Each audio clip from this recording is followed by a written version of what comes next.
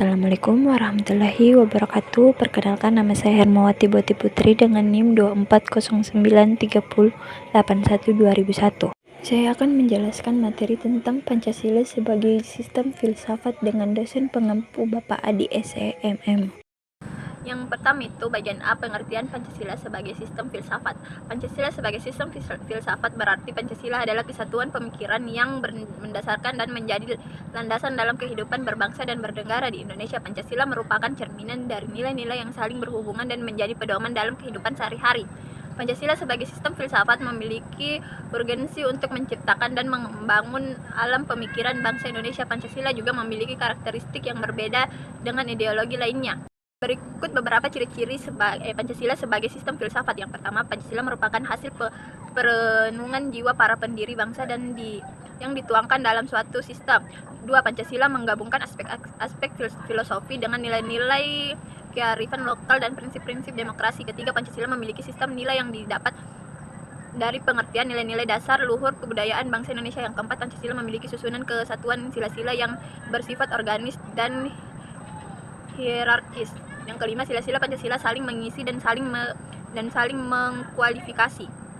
Pancasila sebagai filsafat individu artinya bahwa setiap individu warga Indonesia mengakui nilai-nilai dasar Pancasila sebagai nilai-nilai untuk yang diyakini di dalam hidupnya menjadi landasan sikap dan tingkah lakunya. Yang pertama, Pancasila merupakan kesatuan pemikiran mendasar yang membawa kebenaran hakiki. Yang kedua, Pancasila merupakan pedoman dengan pegangan dalam sikap, tingkah laku, dan perbuatan sehari-hari. Yang ketiga, Pancasila dapat menjadi penopang yang kuat sebagai way of life untuk mengatur tata cara berpikir dan bertingkah laku secara seimbang dan harmonis. Yang keempat, Pancasila merupakan core filosofi negara Indonesia. Yang kelima, Pancasila memiliki nilai-nilai dasar yang terkandung dalam pembukaan Undang-Undang 1945. Yang keenam, Pancasila memiliki tujuan untuk menciptakan bangsa Indonesia religius, tentram, adil, dan saling menghormati. Yang bagian B, bagaimana konsep dan urgensi Pancasila sebagai sistem filsafat. Pancasila sebagai sistem filsafat adalah pemikiran negara yang dituangkan dalam suatu sistem yang saling berhubungan dan digunakan sebagai pedoman. Kesatuan yang utuh dan bulat, saling menjiwai dan dijiwai satu sama lain. Apa sih itu urgensi Pancasila sebagai sistem filsafat? Urgensi Pancasila sebagai sistem filsafat adalah untuk menjadi pedoman hidup yang mengatur tata cara berpikir dan bertingkah laku secara seimbang dan harmonis. Pancasila sebagai sistem filsafat memiliki urgensi untuk yang pertama membangun alam pemikiran bangsa Indonesia. Yang bagian B, menjadi dasar bagi pembuatan peraturan perundang-undangan. C, menjadi orientasi pelaksanaan sistem politik. Yang D, menjadi dasar bagi pembangunan nasional. E, membimbing dan memberikan daya dan upaya kepada masyarakat, bangsa, dan negara untuk mewujudkan cita-cita dan tujuan nasional. F, mengembangkan Pancasila tidak hanya dalam kehidupan bernegara tetapi juga dalam bidang akademis. Sumber historis, sosiologis, dan politis Pancasila sebagai sistem filsafat. Sumber historis, sosiologis, dan politik Pancasila sebagai sistem filsafat adalah sumber historis. Yang pertama, sumber historis Pancasila sebagai dasar negara berawal dari pidato Insinyur Soekarno dalam Sidang Umum Badan Penyelidikan Usaha-Usaha Persiapan Kemerdekaan Indonesia atau BPUPKI. Yang kedua, sumber sosiologis. Pancasila merupakan sikap dan perilaku masyarakat Indonesia dalam pergaulan sosial sehari-hari. Pancasila juga merupakan karakter masyarakat bangsa Indonesia. Tiga, sumber politis. Pancasila tercantum dalam alinea keempat pembukaan Undang-Undang NRI 1945.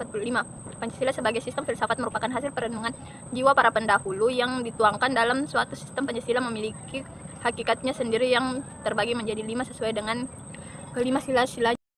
Bagian D, bagaimana cara membangun argumen tentang dinamika dan tantangan Pancasila sebagai sistem filsafat. Untuk membangun argumen tentang dinamika dan tantangan Pancasila sebagai sistem filsafat, Anda dapat yang pertama mencari informasi tentang konsep dan pengertian kearifan lokal. Yang kedua, mencari kasus yang terkait dengan pengembangan karakter Pancasila. Yang ketiga, mencari contoh keputusan yang diambil berdasarkan prinsip musyawarah dan mufakat. Yang keempat, mempelajari pemakaman atas hakikat sila-sila Pancasila. Yang kelima, menganalisis apakah nilai-nilai Pancasila telah menjiwai persatuan atau kebijakan pemerintah. Pancasila merupakan sistem filsafat yang mengandung pemikiran pendiri negara, nilai-nilai Pancasila yang saling berhubungan digunakan sebagai pedoman atau pandangan hidup bangsa dalam berbangsa dan bernegara. Beberapa tantangan yang dihadapi Pancasila sebagai sistem filsafat diantaranya yang pertama, kapitalisme yang meletakkan kebebasan individual secara berlebihan. Kedua, globalisasi dan modernisasi yang dapat